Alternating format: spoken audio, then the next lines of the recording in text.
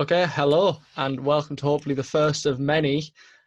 Bryan asks his friends, a new podcast that me, Bryan, want to start up, get talking to my friends, see what they think, see what they're doing, their new projects.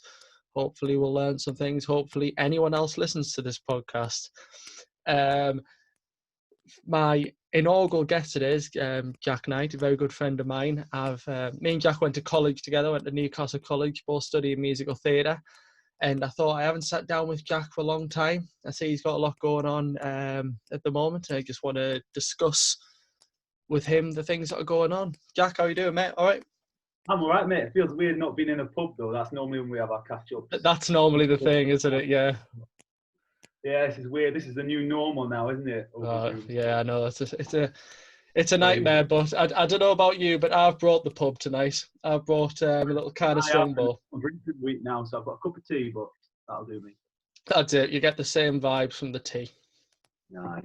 Okay, Jack. So what I'm going to do, I've got a list of 10 questions because I actually Googled like things to ask on a first date, and I thought that would be quite a cool little way of. I've had many of them, Sam. So I know. I just thought, you know what? Why not? Why not have a little date? But yeah, here we go. Let's run through them. So first one, mate. Don't dwell on them too much because a few of them are like pretty corny. Okay, first, what makes you unique, Jack? I don't know, mate.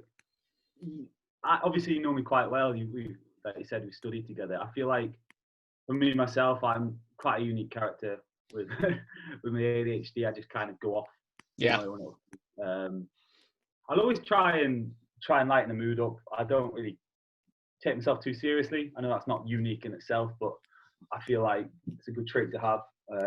If you're serious all the time, I can't deal with people like that. Yeah. I feel like you got to have fun in life. Like if you're not doing stuff for the fun while you're doing it. But yeah, I feel like I'm at a job interview here, Sam. Yeah, that's the plan, mate. I feel like I'm sweating, mate. I'm looking for a co-host, mate. There's a co-host job on offer. There we go, mate. Yeah, get me up. Okay, question. I'm just a little follow on that actually for the listeners at home. Jack couldn't pinpoint this about himself. What makes Jack unique is his ability to fall asleep in any given scenario. Oh, that's a good one. I'll tell you what. I've got two cracking stories about me falling asleep. You know, when we trained together, okay, the floors that we trained on were the hardest, most uncomfortable floors you can imagine. And give me 5 minutes, 10 minutes, I'd just be asleep in the corner, honestly. But when I would have been about 11, 12, okay, we've got a holiday home in Scotland, in the Isle of Mull, middle of nowhere, okay? Yeah. And we can't bring, it's so rural, we can't bring the car down to the cottage. So we've got to like unpack the car and like carry all the stuff. Yeah, wow. Every time I went, I would just make excuse after excuse. I'm too tired, Mum, I don't want to do it. But I was like, Mum, I'm really not feeling very well. I'm too tired. She's like, no, come on. It's like the boy who cried wolf. Yeah. And it was a cottage, so me and my brother used to stay, a bungalow cottage, so me and my brother used to stay in the attic, but the only way up was a ladder. Yeah. And my job was to pass the stuff up on the ladder to my brother who was at the top. Bear in mind, I wasn't feeling well, and I just fell asleep on this ladder.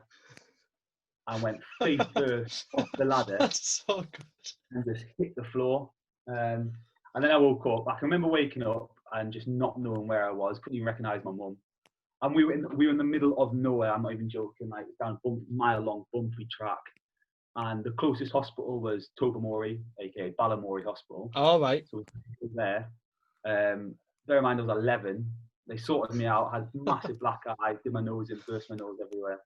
But they gave me a Ballymorey. I've still got it somewhere. A Ballymorey like card to say I've been to the Ballymorey Hospital. Amazing. And I was like, what more do you want in life? that's a great story actually. That is actually really good. I know this girl who fell asleep on a horse, like in lessons, like learn how to ride a horse. Just I couldn't believe it.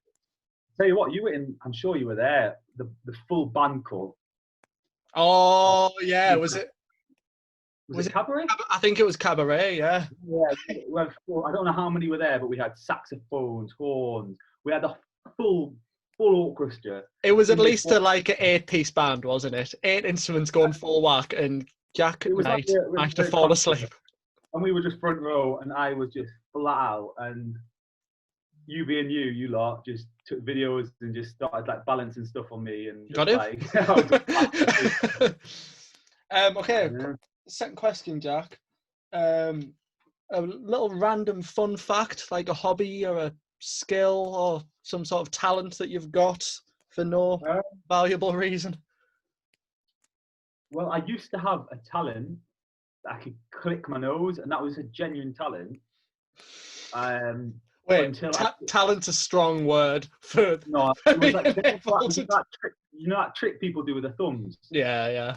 I thought I was doing that, and I wasn't. I could generally click my nose, but then I sliced, so I cut my nose doing it, my nostril, and you know how many nosebleeds I used to get when, yeah. Like, so I absolutely fucked my nose doing this trick. So I had to get it like cauterized. I had to sort it out and get the doctors, so I can't do that anymore.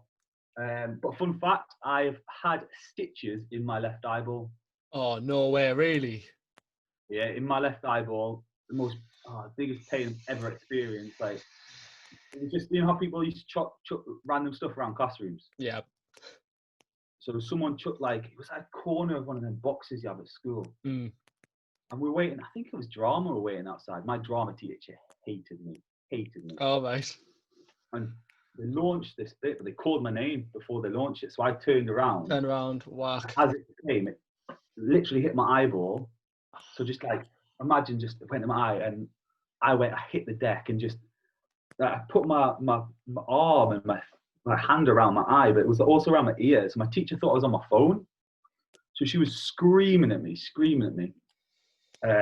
We got to the nurse, and the nurse was like, "There's still a bit of plastic in your eyeball."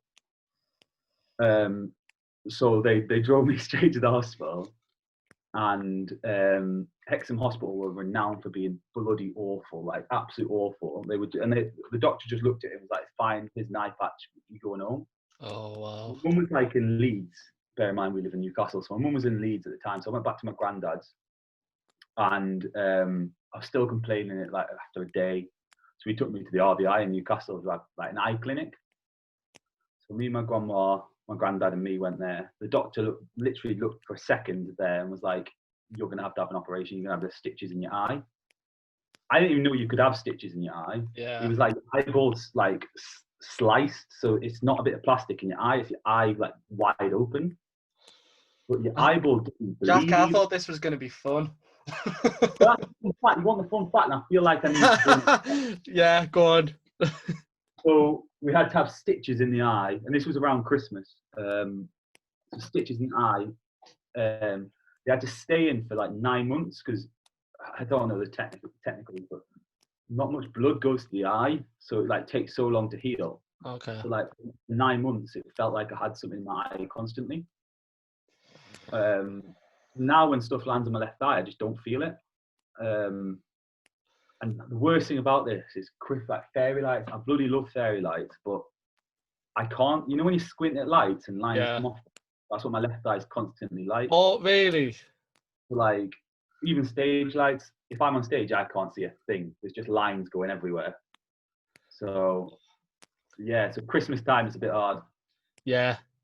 You know, that's eyes are one of the things that I can't imagine that. Like, does that mean you'll have been awake for the surgery as well, were you? Off it, they were like, you can be awake if you want to be. And I was like, absolutely not. But like, you have to stay still. I was like, imagine like looking, like you could physically see them operating on your eye. But the worst thing was, like, I had it, and it was the worst pain I've ever felt coming out. But I was like hallucinating when I was in the RVI after, because I was on so much meds. Yeah. But I was the oldest you could be in the child ward, but there was loads of children. Like, so there was just loads of little kids, but I was like a teenage lad. Yeah. And my mum says, so when I had them taken out again, so 9 months, I had to get the stitches taken out. They didn't dissolve anything. She said that it was like I was drunk for the first time, and she says she can remember me. There was a doctor looking over me, and I was just going, "I love your glasses," like all this kind of stuff. No, I'm like, when I'm drunk.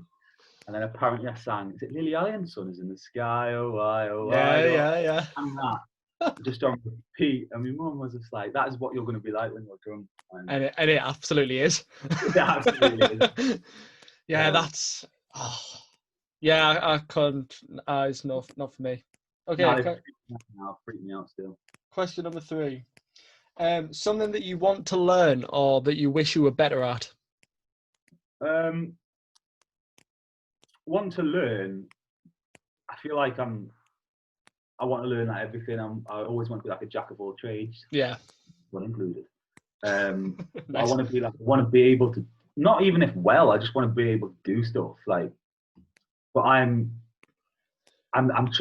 trying to do new stuff, but I'm so like when you're in your comfort zone, you so like I find it so hard to push myself out my comfort zone. Yeah. Something that I want to be better at is eye contact. I know this sounds so stupid coming from like someone who's studied acting and all this. Yeah. If I'm on stage and I'm playing someone else, I can like look in people's eyes straight away and do that fine. But like talking as myself or like down the pub when I'm not with my mates or there's someone new, I'll be all over. I'll be dotting all over. So Yeah. I'm conscious about it now, so I know that I'm doing it when I'm doing it. But I used to be awful at it. Eye contact's awful, and it's a massive thing. You've got to It is, isn't it? I notice myself doing it. Yeah, like I could be say we're talking. I do it to my girlfriend all the time. Like, I'll be talking to her, she's in front of me, and I'll be looking like up here, just having a conversation with her. Not looking at anything, just it's strange. I tell you what, I don't know about you, but this quarantine, talking about like things I want to be better at, like DIY, like it's made me go like, because obviously you can't really get people out to fix things at the moment, so it's like, oh, I'll just go on YouTube, just learn how to fix things and that, and it's well, I mean, I had a day where I was, you know what, I want to learn a headstand. And I was like, I'm learning a headstand. There's a video of it on my Instagram, and I'm like, I'm learning this headstand. Yeah. And I get it at the end, but my goodness me, I was falling all over. Like, I was like, if anyone's looking out their window on my street and just seeing a 6'5" guy trying to do a headstand in the garden, what's going on? That's a great visual, actually. Like, I just remember my mum was in the garden because I'm back up at my mum's house for quarantine. And she was like, "What are you doing? Like, why are you doing this?" I was like, "Just wait, ma'am." You can't learn something new now. I mean, like, when can you? Oh yeah, some people are learning a language, learn how to bake. Not Jack. Bacon. I'm all for, but I'm trying to cut down. I'm on a massive strict diet and exercise regime at the moment. So my mum just keeps making cookies and stuff like that. And I'm like, nah, I can't go. You haven't this. Yeah. But okay. This one I think's really brilliant. So like properly think about it, because in my mind it's just absolute chaos. Okay. Would you rather the only films you see again is Shark Boy and Lava Girl 3D, or the only song you ever hear again is Walking on Sunshine by Katrina and the Waves? I'm going for the song. I fucking love that song. Yeah, but that's the only song. That's the only song that's the only song you'll ever hear again. Anytime anyone's got the radio on, you just hear "I'm walking on sunshine." It's obviously it'll get tiring, but you cannot feel bad and you can't feel down listening to that song. That is such a happy song. But think about it. Every time, like if you're at a funeral or something, that is the song that's going to be played all the time.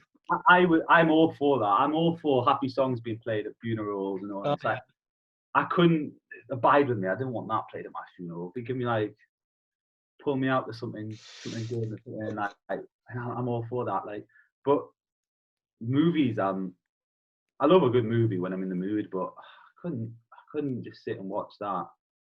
I'd rather just listen to a song that's 3 minutes odd. So you'd rather listen to that song and have all the movies that you want, or because that's the thing. If you choose I didn't think about this, mate. That's the thing. If you choose the song, you can have all the films you want. If you choose the film, you can have all the music in the world. The movie. I don't care about movies. Well, I do care about movies, but I tell you what about movies. Did you see Michael Owen's tweet the other day? No, which one? He tweeted and it was like, "Can someone recommend a movie? I've not watched a movie since Braveheart." Braveheart came out in 2002, and I everyone's like, was "Man, gonna what are say, you doing?" Like, I don't know when Braveheart came out, but yeah, I was gonna say, like, what was he doing while he was at Newcastle for like 3 years? he was literally injured all the time as well. So he's one of them he's a cracker. Oh yeah, he's good. Like, But yeah, I'm going movies now. You flipped it. You played the Uno reverse card. so you're going every film you can ever see again is Shark Boy and Lava Girl. Yeah, because you know what, I could do without I could do without watching movies. Okay, Okay, I couldn't go without music. I couldn't yeah, uh, I'm listening to music. I listen to it every day. You don't realize how much you listen to it as well until you think about it. Like it's everywhere.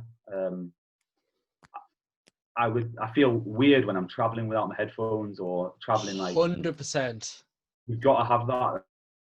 And like my music, like taste, it goes from like Frank Sinatra to something like I'll listen to some grime when I'm there, or like Yeah, we'll go way back with like it's just like it's so like massively versatile. So I feel yeah. like you have to pick them movies.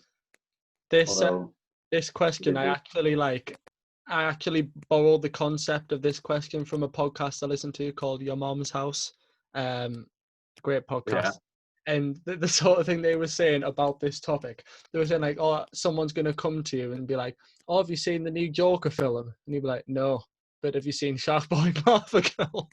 yeah, but I'm movies. I've not been to the last film I saw in the cinema was actually Joker, but that was I've not been to the cinema in ages, which is bad. Like I love going when I'm going, but you've got everything like Netflix, Amazon Prime at your fingertips nowadays. So I Yeah, feel like I don't at the moment. I don't watch a movie to watch it. I watch it if it's on the background and do some work or yeah. draw. It's so ridiculous that there's like obviously films like all the Tarantino, like the Godfather films and that sort of thing, and they're all masterpieces. But now if I'm going through Netflix, I look for a film and I go, right, what can I be watching while I'm on my phone? Like Exactly. what do I not need to concentrate on? And I was having this conversation with my girlfriend, and obviously we're not in lockdown together. I was like, we could be doing something like we watch a film sometimes, and we just watch it. And if I'm really into it, I'm like, shut up, don't talk. Hmm. Like, but we were spending what 3 hours together, just sat there in silence. Like, so like lockdown.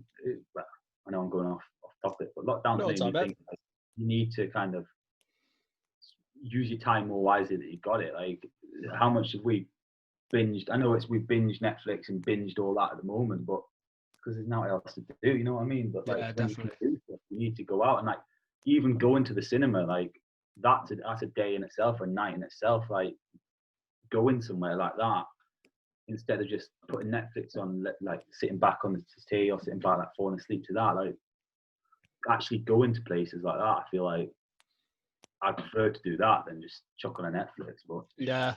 When you can um, sort of make a day of it as well, and then like go for a bit of food beforehand, then the yeah, film, and like then whatever. the Netflix and that is like say 5 years ago, Netflix was the bee's knees, and dog's bollocks. Like, that was what you had. But now Oh yeah. you've got Disney have got their own streaming site, Yep. Amazon, and there's just you want to watch a film, but it's not on Netflix, and then it's like okay, it's on Amazon, but I'm not going to pay what $5.99 for Netflix, $5.99 for Disney Plus, $5.99. Like that's like Yeah. £quid Apple a month TV, for all mate. them. Don't sleep on Apple TV. Literally, like they're all over, and that's where it's going to go. Is like every place, every different movie theater or every movie theater, movie production team are just going to have their own streaming site and just keep Yeah. their own films. So I don't know, but yeah, I'm going for music. I've Yeah. got to be able to listen to music, so I'm going to have to watch them crappy films. Yeah. I'm 100% with you on that one. Yeah, Um, you flipped it for me. it's when you think like any other like when you think about like because for me it would probably be out of those two. I might have to go for the song as well, you know. But when you think like I can watch every film but only listen to this song, and every time I get in the car, it's that song.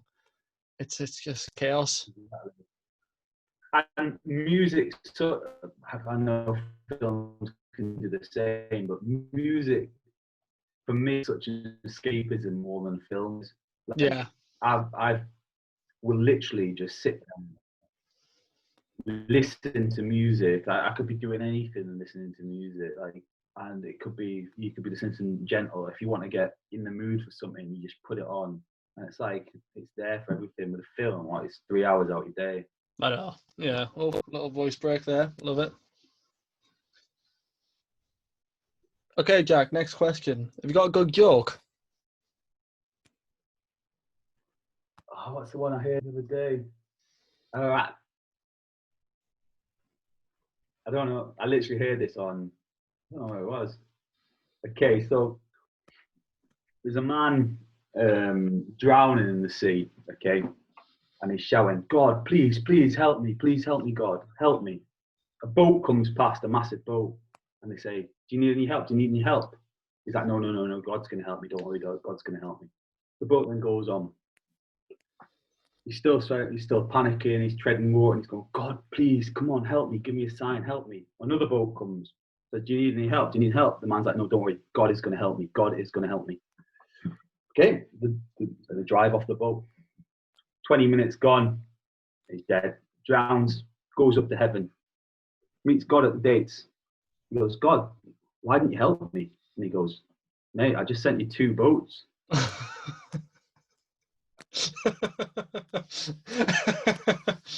Yeah, good one. I like that. I like that. You Yeah, know well, what? My favorite kind of jokes are dad jokes.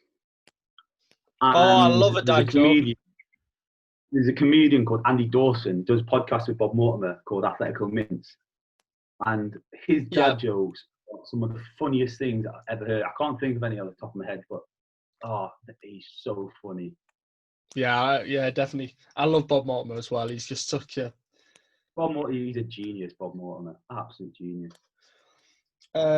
Okay, something that bugs you. It was an American website, clearly on this. Something that gets on your nerves. Um, I've got loads, mate. Pet peeves. Yeah.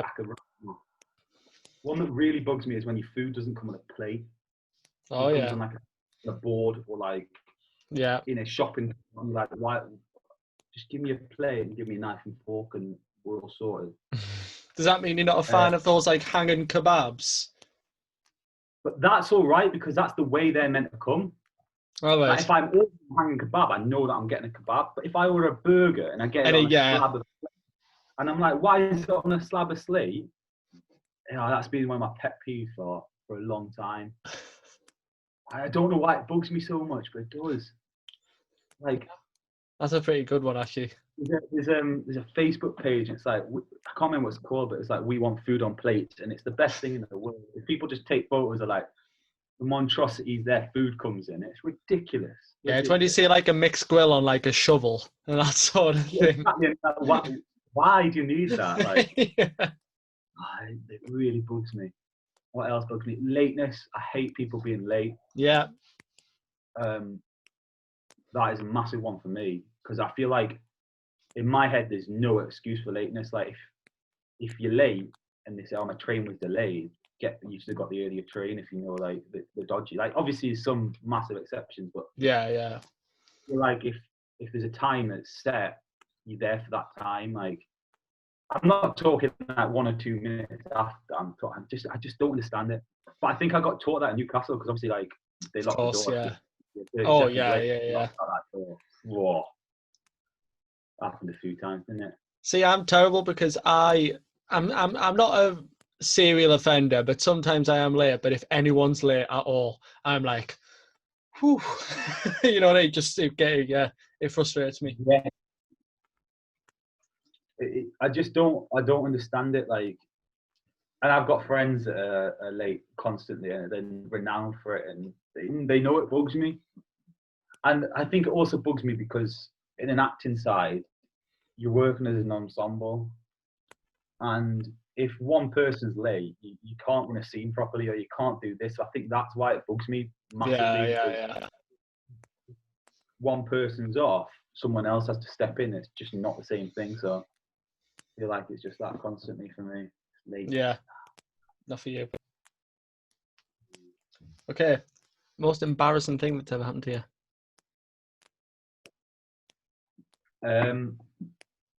Ooh, Or like, I'll stretch it.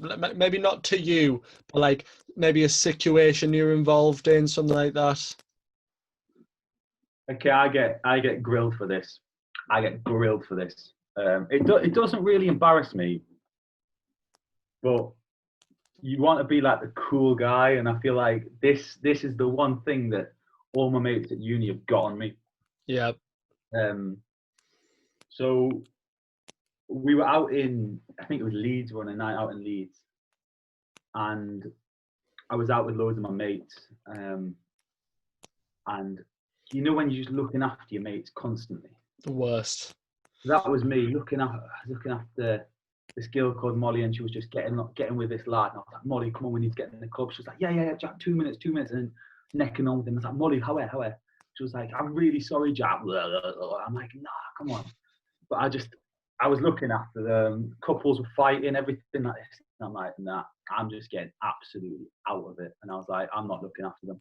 I'm gone. So I drank a bit too much, and you know what I'm like when I'm drunk, but I was going through a proper bad time, not bad time, but I, it's the worst point of like a relationship wise, because I broke up with my ex probably about 3-4 months before, and I was just, I wanted to move on. I wanted to meet people, but I didn't want to meet people on like dating websites and that. I didn't want to do that, but I've got awful confidence in front of like, if I say I've never gone up to a girl in the club and been like, yo, hey, Yeah, like, I'm right. just not that guy. But I was like, tonight I'm gonna be that guy. I am gonna be that guy. And we were in this club in Leeds, and obviously I stand out in the club because I'm taller than the average people, so I was wearing my Air Force, so I was probably about 6'6", 6'7" in my Air Force. Yeah. And there was this lad who just kept dancing with me, and I was like, yes, I've got this. I've got this in the bag. I just need to like be smooth, be cool, and like I'm getting this girl's number. So all my mates are there, and I was like, what do I do? I pay her a compliment, I was a bit drunk. I was like, I really like your outfit. She was like, oh, thanks. I like yours too. And I just froze, and I was like, what do I say? What do I say? What do I say? What do I say? What do I say? And I was like, all right, I'll see you later, love. And she looked at me and was like, you what? And I was like, I'll see you later. And just walked off. Bear in mind, we were with all my mates. So I just walked off, and my mates was like, what has Jack just said there? And I didn't realize that I said it. I didn't realize how much I would get absolutely ripped into. And then they told me in the morning after, and I was like, oh, God. And that is why I do not do that, sir. And that's why I'm not smooth at all in those situations. Yeah. Like, oh, no. As a guy, there's genuinely nothing worse than seeing a lad just completely fail, because you go like, oh mate, it's such an I didn't awful know what feeling.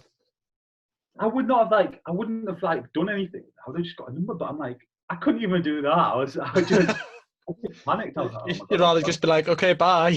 I literally planned out the conversation. I wasn't expecting her to compliment me, so I was like, and I just fucking panicked and just walked away. It was like, looking back in it, I'm like, I could just imagine that lass's face, and I was just like, all right, I'll see you later. And I was like, she either just thinks I'm a really nice guy, just paying her a compliment and walking off. Yeah, But, she'll have gone to her mates and be like, I don't know what's just happened.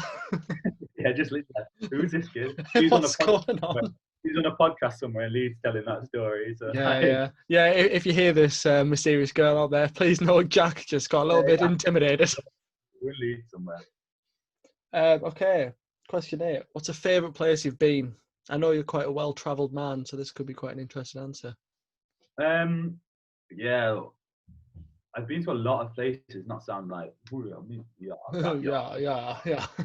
Um, obviously, I was brought up in the Philippines and all that kind of to start with, but I don't remember any of that, so I can't even say that. Favorite place I've been, it's because I've probably spent the most time there. I'm gonna say Turkey. Yeah. I spent probably about 6-7 months altogether in Turkey. and I think I fell in love with it because I learned a bit of the language, like the culture. I was proper diverse into that. And it's not like we were going to Istanbul, Ankara, Marmaris, and Antalya, like the tourist areas. We went right out. We were in Gaziantep. That's probably butchered the pronunciation of that one. But we were there, and it's literally you're here, and I could see the Syrian border. Oh wow! Like from our hotel, we were seeing, and when we were there, it was when Trump was kicking off with Syria. Yeah. So I was like, oh my god, it's going to kick off. There's going to be fights, and we're in Gaziantep. But then we walked around the city, and I was really nervous about it. But the people were so friendly. Obviously, they don't normally see Western tourists or anything like that, so they were just like, who are these people? And I don't look Turkish at all, so they obviously knew we were. They're some of the friendliest people that or ethnicity nation that I've ever met. Because you were, it was an acting job, wasn't it, while you were in Turkey? Yeah, we're acting out there, performing English theatre over there. It was quite really rewarding because they don't see English theatre. They don't see that. So I've done it twice. I've done 2 tours of it, but that was mental when we were there because it was literally we were out the tourist area. Turkey has a bad reputation because obviously the president at the moment's quite. It's not a democracy. It's rough. Yeah, it's run by the president. Like there's a basketballer called Enes Kanter who used to play for the Knicks, but he plays for the Boston Celtics now. And he spoke out about the president publicly, saying what he was doing, and he wasn't allowed to like come back. He got banished. He wasn't allowed, so he couldn't leave America. He couldn't fly anywhere. He was stuck in America because they cancelled his visa. They cancelled his nationality. His family were like, well, just because he publicly spoke out about it. So it's mental how it's run. Yeah. I don't agree with that, and I don't agree with the way the president's running it. But the people are so friendly, like, and it was some of the best times I've had there. So I'd say there just because I spent the most time there. So it's not like I was a week on holiday and kind of through that. I was literally with the Turks 24/7, so I loved it. Yeah. Okay, 2 more, and then we can just have a bit of more informal chat. Who are the special people in your life? Mother night, I'm gonna have to put right at the top. You've met my mum. Yeah, definitely. That was Sue. She's good. She's good. Just plodding along. She's got a dog now, so. Oh, great! Love it. But bear in mind, I've been asking for a dog since I've been about 6 years old. As long as I can remember, I've been asking for a dog. I wrote a fucking poem in first school, gave it to my mum, asking for a dog. No. I move out fully to Manchester. Yeah. About 3 weeks later, she sends me a photo of this dog. And I'm like, what have you done? Like, what? I was really angry, but he's so cute. He's the most clumsy dog in the world. Yeah. Well, she's good. Yeah, my mum's probably up there, but she's the most important person in my life because she brought me up, obviously, single-handedly, really. Yeah. Another one, my granddad. Obviously, I grew up without like my dad in my life, really. So my granddad kind of taught me everything, like all the skills and like little things, how to treat a woman, all this. And like when he passed away, it was probably one that hit me so hard. Like anything does, but yeah, then. But and obviously my brother and all my family and all that, they're really important. But if we're going like celebrity-wise, important people that I look up to. Oh yeah, go on then. I don't know if you mean this or just important people like that have influenced me. Charlie Chaplin is literally my fucking hero. I had a question about Charlie Chaplin, mate. I've got it written down to speak about. What is it that's your thing with Chaplin? Obviously, got the picture in the back there. Yeah, I don't know what it is, mate. Well, I do know what it is. It's a massive lie. But I don't know how I got into it. Like, as far as I can remember, I wasn't really brought up on Chaplin. But when I first watched him, I don't know what it was. Like, obviously, most of his movies are silent movies. And I probably watched him when I was still at school, and I watched this person on telly, and I was like, who is this, like, a peculiar little man in a little top bowler hat and like with his cane and all this and that. He doesn't speak. He didn't speak what one he what like the movie I watched. I don't know which one it was, but Yeah. he didn't speak in that movie, and I was like, how can he like draw me in so much without saying one word? Oh yeah. And like, it's crazy. Like, obviously, I don't agree with a lot of what he was about and that them times and kind of that Of stuff. course, But yeah. he was, and like when I researched, I did my dissertation on him, and wrote about him and the influence he had and kind of the way he was treated and all this. Like, he was deported from America. They thought he was a Soviet spy, and I can't remember Soviet spy, but he was deported from America anyway. And then he moved to Switzerland, spent so much time in Switzerland, and then he got invited back to America once, and that was to get his Oscar or Golden Globe. It was one of the two. Like, they were giving him an award for outstanding career. And to the day, it's the longest standing ovation that's ever happened. Oh wow, really? It was something ridiculous, like 10, 20 minutes. It was mental that he got this standing ovation for. Like, and his like, it stood the test of time. Like, looking at it now, there's people like me that talk about it. When you look at the Great Dictator speech, that's everywhere when something goes around, when he's talking Of about course, that. yeah. And people think he's just like this kind of comical guy who does comedy, but like, look at the Great Dictator. It's such a massive like message in that. And As you were saying there, sorry mate, go on. No, carry on. I was like, as you were just saying there, every time that something poignant happens politically, that speak that he does in there ends up making the rounds on social media all the time. Yeah, it's just it.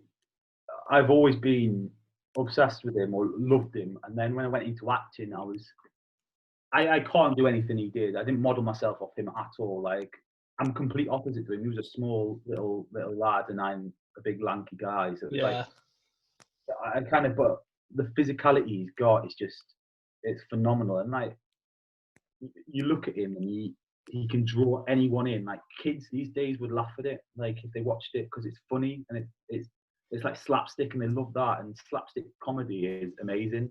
But then he's so diverse, he can just go and do like something like The Great Dictator or something like that. But yeah, Chaplin, he's not affected me where I am, but just from an acting side, I think that he's a massive like influence, and probably why I got into it. And subconsciously, I didn't realize it was probably because of him. Like, I loved it that much. And kind of, so Chaplin's definitely up there. One of the things I always think about Charlie Chaplin as well is, as you're saying, like slapstick, he was made very famous for. And a lot of people say that slapstick humour is like comedy for comedy's sake, sort of. Yeah. But him as a performer was so much deeper than that. He was so much more versatile than just making people laugh because he could. 100%. He did really good things. He talked about it in one of his books, or the autobiography on Chaplin. And he tried to base his appearance and also his acting career on opposites. Like, if you look at the way he's dressed, he'll wear long baggy pants, like really baggy, with a tight jacket. Opposites, he'll wear the bowler hat that's nice and smart with a tight shoes and a big, like, size probably 12 shoes, and for just a little man, like, you've got, and his little walk. And he was probably not the first actor, but he always wanted to have like a motive and reason why his character was doing it.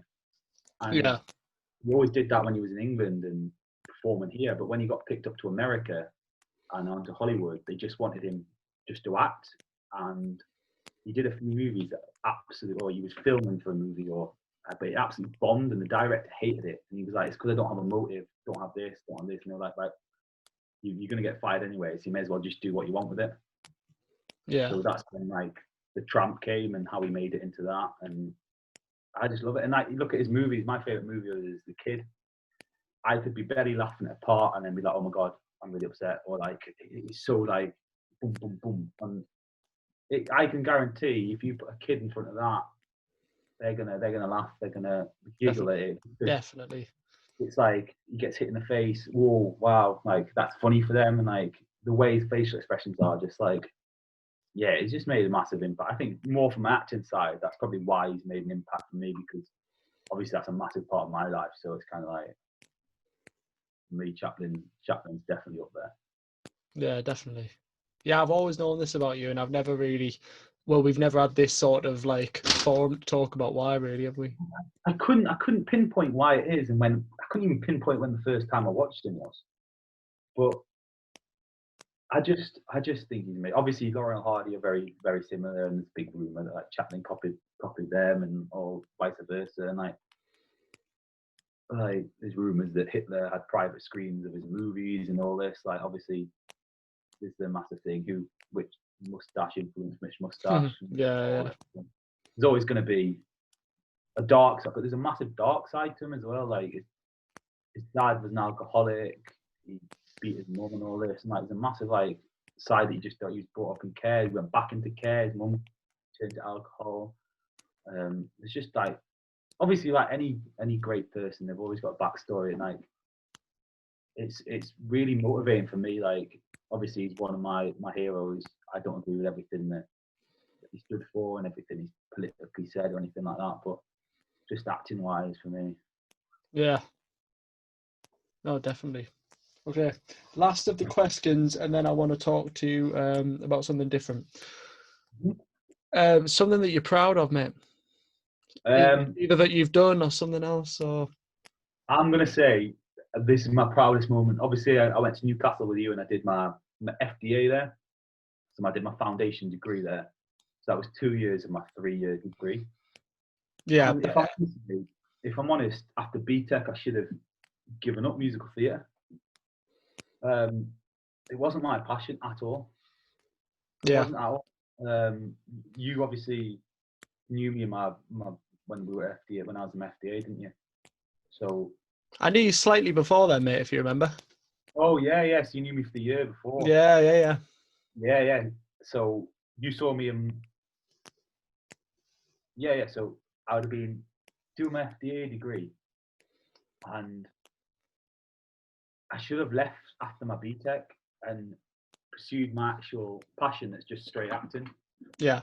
It was always what out of the three subjects that I always kind of got the best marks in and all this, and I wasn't passionate about the topic that I was doing, so I kind of just went, nah, I'll just bye, and I was like, a 40% is fine for me. I'm happy with just passing.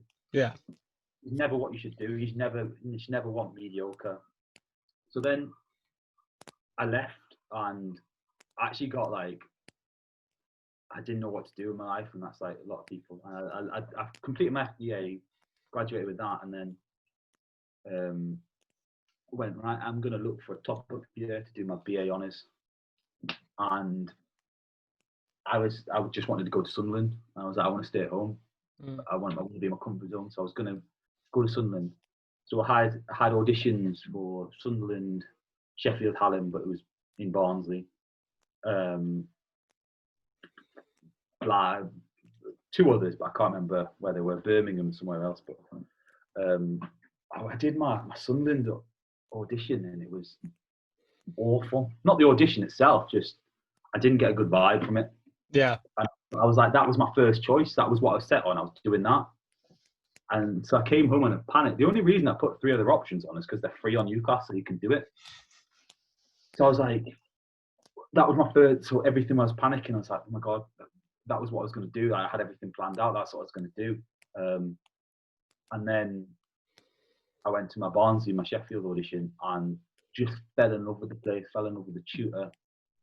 And it's one of the best decisions I've ever made. Obviously, it's not too far away from here, Sheffield, but it's only a couple of hours, 3 hours. And the people there, it was just a cut. So it was very, very unique. There was only 12 in the year.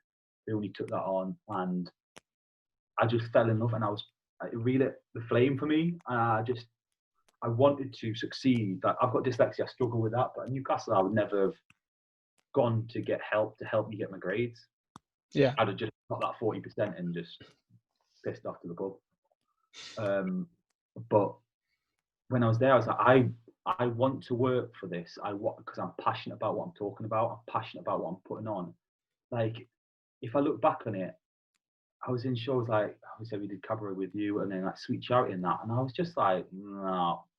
Like when it got to Sweet Charity at the end, I didn't even put effort in to learn an accent. I didn't do any of this because I didn't want to be there. I didn't want to do it. But like there, I was doing shows that I wanted to do. I was doing stuff that inspired me in doing this. And like looking back, I mean, Carly herself, our course tutor, when I was auditioning for the FDA, she said, "Why don't you think about straight acting?" I was like, "Nah," because it was my comfort zone to be there. I already did 2 years in musical theatre. Yeah.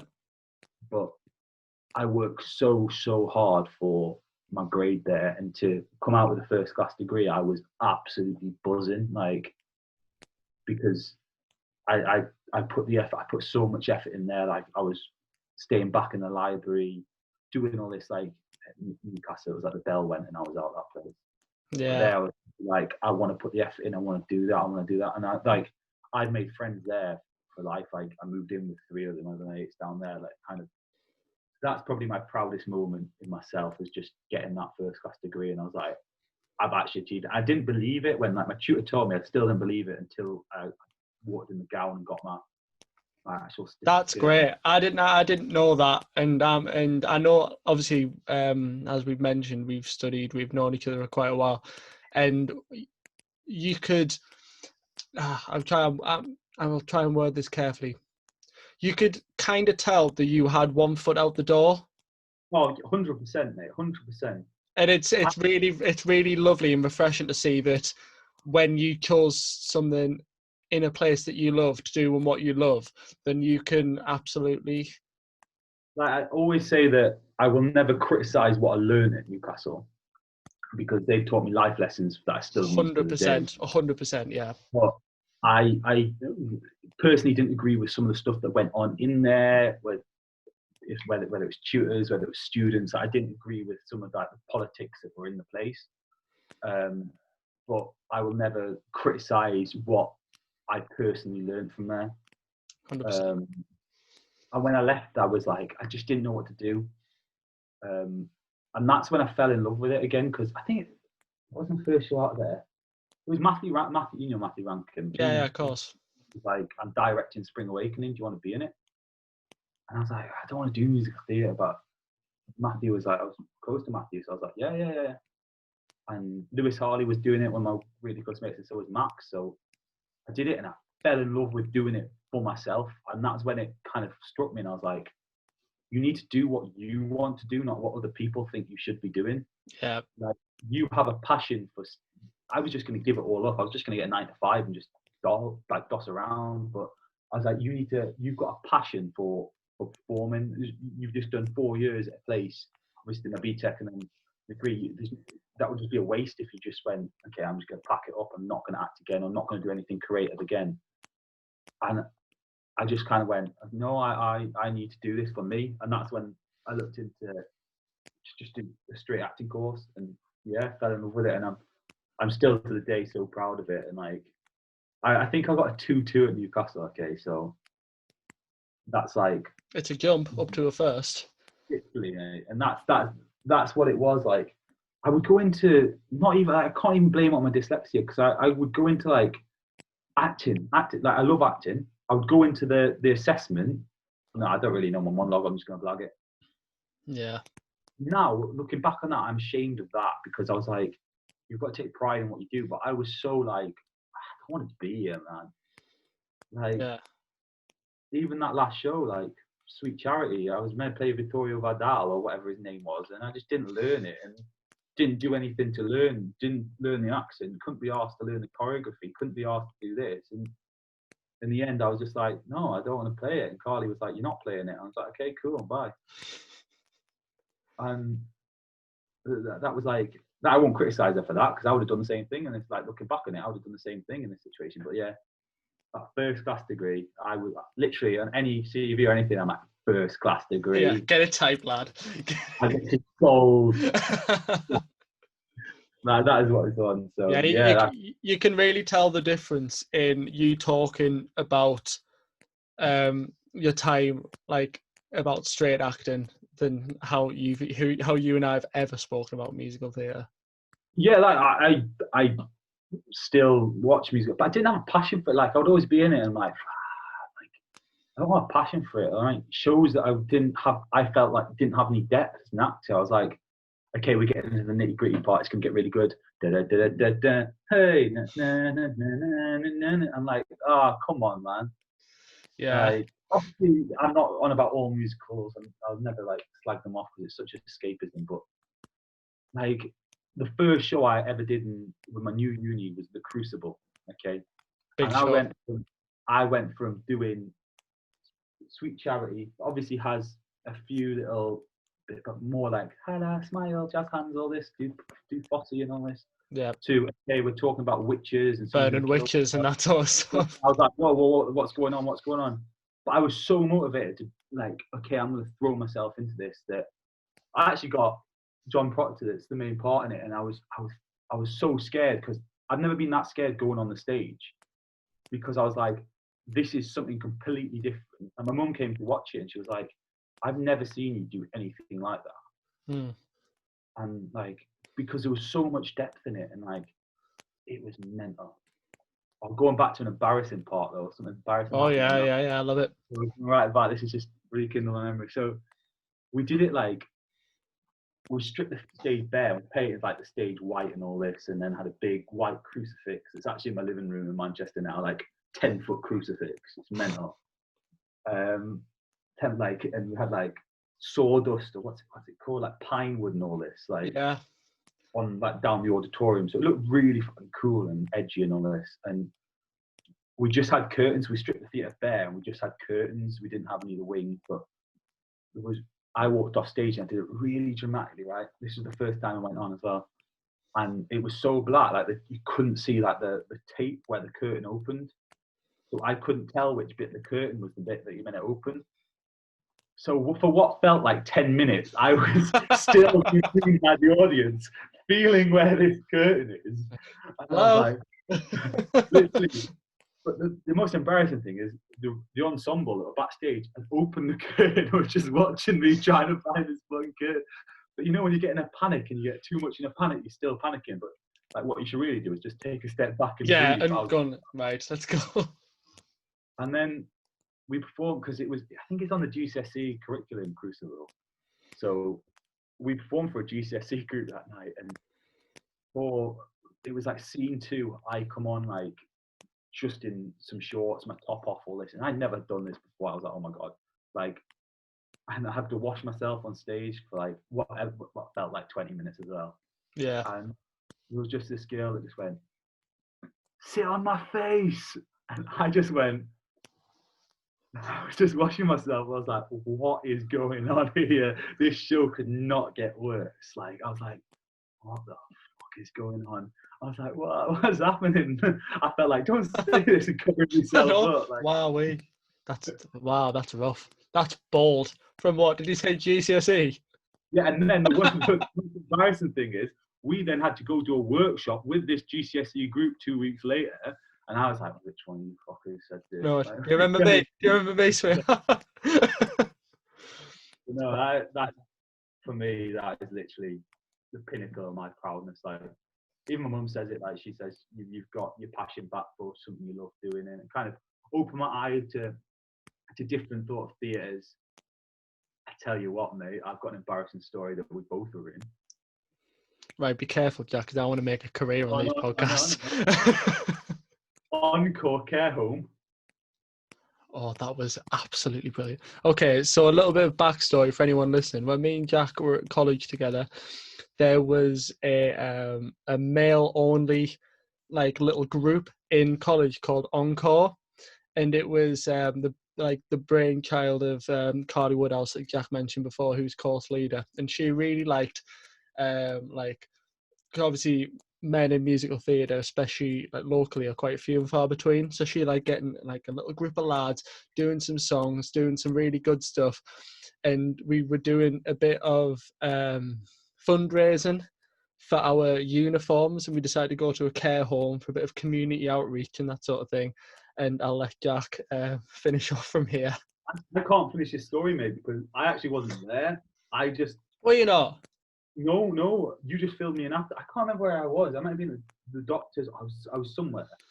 But I just remember getting the texts and talking about it the next day, and I was like, I am so glad I'm not there because I've got the worst nervous giggle in the world that you can imagine.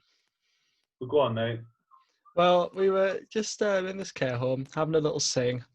Some Enchanted Evening from South Pacific, a lovely little song.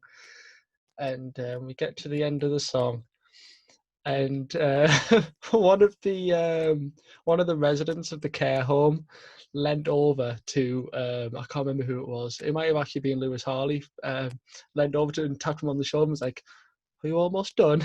It was like, wow, like not good. And then some say Hitler was brought up, and like they were starting shouting "Heil Hitler" and that sort of thing at us. I heard that you reprised Some Enchanted Evening, and the guy at the front probably just went, "Oh, not this one again." Yeah, we heard that one. Yeah. Oh, yeah. They're like, Yeah, not this one again. We had someone, yeah, as I say, when an older gentleman started chanting Heil Hitler at us. There's nothing probably more fun that Hitler's just reminded. This is going to sound weird that it's just triggered another embarrassing memory. Okay. So I did a production of Blackadder. Oh, cool. We toured around theatres in the northeast, and our last gig was at the Tyne Theatre Opera House, and it was either on Remembrance Sunday, it was Remembrance Sunday week, and we all did a minute's silence after the show, after the bows, we all came out. Bear in mind, I was a Nazi in this show, a comical Nazi, but I was full Nazi gear. Yeah. And in this minute's silence, I started getting a cough, okay, right at the back of my throat. And you know when you try and hide, well, not hide, but you're like, I can't get a cough now, so it just gets 10 times worse. Yeah. So I didn't want to cough out loud, so I was going, but from the outside, the director... Looked like you were dying laughing. It just looked like there was a laughing Nazi in the middle of this 1 minute silence for the war. And I was like, that couldn't have got worse. Like, it just looks like I'm absolutely pissing myself at this minute silence. That's really problematic. Oh, no. And that was hard. I'm glad I had the cap on because I was like, no one's going to know who I am. But then there's a brochure. Jack Knight, I was like laughing Nazi. I know, yeah. In the programme. I'll tell you what, when you were talking about your choices for university and all that before, what made me remember, can you remember when I was making my university choices and we decided by printing out a map of England and putting it on one side of the room and you and me throwing pens at it to see? I also remember Googling with you. I remember we did that, and then we also Googled local pubs in the area, and that was like not like the grades of the lecturers or the teachers or anything, just our pubs. And we figured out that there was 356 pubs in York, so it was York that I went. Well, yeah. Yeah, it was good. Especially when Encore were together, the 10 lads, or just in that room, like rooms in general, like that could have been a sitcom in itself. Some of the stuff that happened. Really could have, yeah. In the year that we did Bridges of Madison County? Yeah, that was my first year. And Lewis Harley forgot to come on stage. And we were all in this massive line, and it just sounded awful because it was going to be a 9-part harmony, 10-part, whatever it was. Just with Lewis, he's an amazing singer. He was like holding the song together. He was just in the wings, bless him, trying to sing his heart out. I tell you what, I'm still angry about. I love Stephen to bits, but I should have had that solo. Stephen Robson. I can't talk about it. I love Stephen as well. But Stephen's absolutely great, but I should have had that. I can't remember the auditions. I probably banged that one out. Yeah, fair enough. So yeah. Okay, Jack. The last thing that a little chat about before we wrap up. You've got a little theatre company that you're involved in or running up called Northern Key. Is that right? Yeah. Tell me a little bit about that. So that's been mine and my mates Andrew, who I went to Barnsley and went to Sheffield with. And I actually toured in Turkey with him. We did a Sherlock's home tour, and he was Sherlock, and I was Moriarty. So we came up with a concept, but for us, it wasn't about bringing like professional shows to theatres. Like I would get nothing out of that. For us, Northern Key Productions is bringing theatre for all, no matter your race, your age, your sexuality, anything like that, your upbringing. Like I feel like theatre is such a higher class society that one, you look at the price of a theatre ticket, it's through the roof. Two, I've done it, and I'm ashamed to say that I've done it in the past, but you're in a theatre and there's a crying baby or an autistic boy screaming, and you're like, it's ruining the show. But really, that crying boy could be with a single mother. This is the only chance that she gets to come to the theatre. She can't get. That autistic boy has as much right as we do to go to that theatre and watch the shows that we're watching. And I feel like theatre, like I said, is such a higher class society. Think of the fees in drama school, ridiculous. Like from the bottom upwards, it's massively put out there for the rich, the wealthy, the well-off. And I've been lucky enough to say that I can afford a theatre ticket, and I'm not like rich or anything like that. But there's people out there who haven't seen live theatre, who haven't seen that, and I think it's a massive, massive point to put across and do. And we kind of came up with the concept to bring theatre for everyone. Like we've got one of my mates, Mark Oshesky, who's written shows that have taken to Edinburgh Fringe. He's writing for us. Loads of nice shows. We're doing like a care home tour, so we're going out, singing with the residents, but like dancing with them. I've done similar productions in the past at care homes. It's one of the most rewarding things in the world. And speaking to the carers after, the like, some of them have such bad like dementia or anything like that. And music therapy is massive. Like if you see some videos or you don't know anything about music therapy, I would go into and look into Google it, because there's patients that haven't said words in months or weeks or years, and you put on a song and suddenly something clicks inside them that changes. I always remember the last time I performed at a care home, it was so nice because we would sing and we'd be there, and I think it was Edelweiss from Sound of Music that would come on, and the guy would sing it, and they would know the song word from word, and they would sing along. And like I love Frank Sinatra, so I was doing a bit of Frank Sinatra and all this, and like they'd be dancing with them, and like we were dressed as sailors at one point and all this. And I always remember this like I think she was 99-year-old woman. After the show, she got herself in and was like, oh, I didn't get a seat, but I loved hearing it. And she was like, she looked at us too, and she's like, well, if I knew you two were in, I would have been in earlier. Oh, she was like, can you kind of stay here all day? And like, for me, that's like one of the most rewarding things, like to do something, is just getting something out of life and getting something like that out. It's not about making money. It's not about this. Like Northern Key Productions is all about just getting stuff into schools. Like I always remember pantos coming to school and think it was the best thing in the world. But like I worked at quite a diverse school in Manchester quite recently, and they some of them have never seen the theatre. They don't know what it's all about, and like when people come into the theatre, they're doing it half. Oh, it's not theatre. It's like schools and stuff. They're doing it half-assed because it's like yeah. it's easy. But our massive thing is to bring like professional standard productions into schools, into care homes, into communities, into places that don't get to experience a theatre as much as anyone else does. It's massive for us because we're all about theatre for all. Like that's our slogan. Like it literally is. Like you look at theatre now, what you're paying for a matinee performance, probably like 25, 20 quid a ticket. If you get a £20 ticket for anything, you're lucky. Exactly, and it's like it shouldn't be that, but it is, and it's only just going to go up and up. And look at it now, right? Obviously, there's this massive pandemic that's happening, but we'll go off drama school, okay? Auditioning for drama school now is all going to be online. Yeah. All going to be online. It's not face to face. It's not anything like this. So it's going to be the people who can afford the best equipment, have got the best area to do a dance in, I've got all this. But I've heard stories that some drama schools are still asking for like Grand Allegro. Like if you live in a 1-bedroom flat, you can't do that. Like it's mental. And like obviously we never went to the drama school, and that's such a stigma as well. Yeah, definitely. You've got to go to drama school to succeed. Bollocks to that. Like I remember when my first year at Newcastle, just from what you hear, my whole thing was I have to be at Artade or Mount View. Exactly, and you look at it's a bit different with musical theatre. I will stand on that because the talent of teachers is mass. Like that's London's where musical theatre is. Yeah. That's basically where all the auditions for musical theatre is. It's a bit different with that, but straight acting.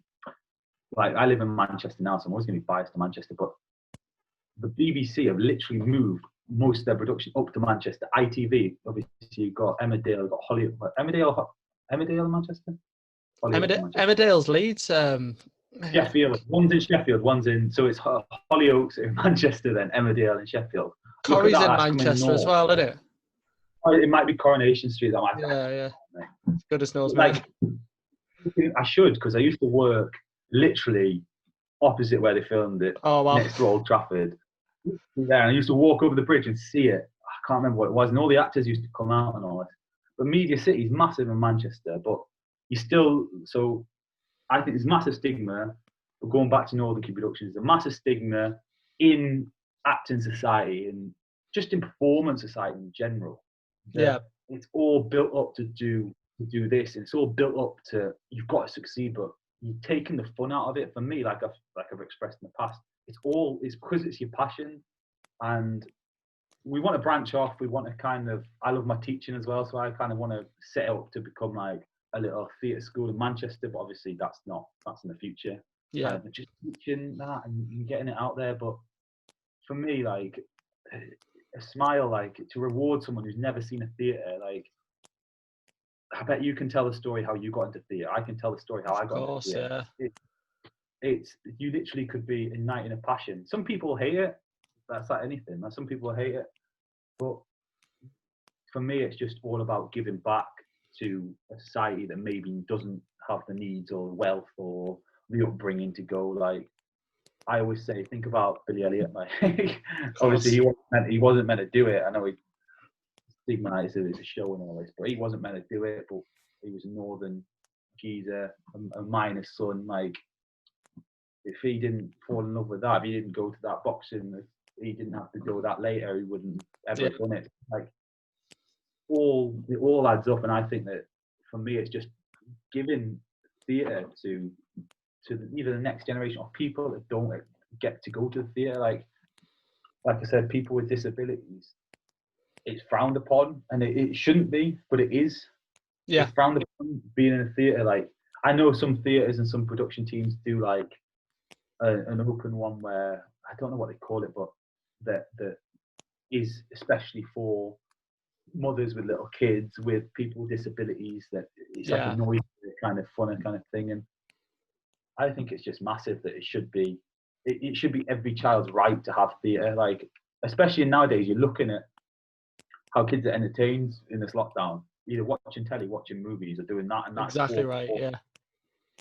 So it's just a market that we kind of wanted to go into to get something out of it, to get something that's passionate for us, and we've been working hard to kind of get the right criteria and get all that right and get people on board. But like